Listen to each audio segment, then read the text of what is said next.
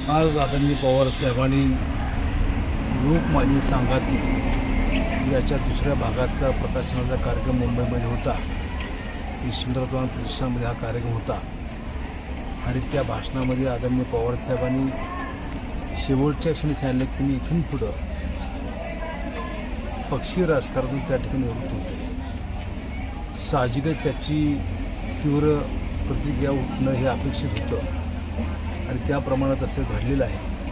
कारण या राज्याच्या देशाच्या राजकारणामध्ये त्यांचं पद हे सर्वोच्च अशा प्रकारचं पद आहे आणि आपण पाहिलं असेल की महाराष्ट्राच्या कानाकोपऱ्यामध्ये सर्वसामान्यांचे प्रश्न समजून त्याला न्याय देण्याची भूमिका, त्याचबरोबर अल्पसंख्याक असतील, दलित असतील यांच्या पाठीशी उभं राहण्याची भूमिका सातत्याने आदरणीय पवार साहेबांनी केली आणि त्यांचा हा निर्णय अतिशय धक्कादायक आहे. या निर्णयापासून त्यांनी परावृत्त व्हावं अशा प्रकारची त्या ठिकाणी मागणी करण्यात आली आणि नंतर एक कमिटी स्थापन करण्यात आली. जी कमिटी आज संध्याकाळी आदरणीय पवार साहेबांना भेटणार आहे आणि त्यांचं त्या ठिकाणी मिळवण्याचा प्रयत्न करणार आहे. माझीसुद्धा या ठिकाणी विभागाचा लोकनेत्यांना मागणी राहील की आदरणीय पवार साहेबांनी राजकारणातून निवृत्ती या ठिकाणी होऊ नये.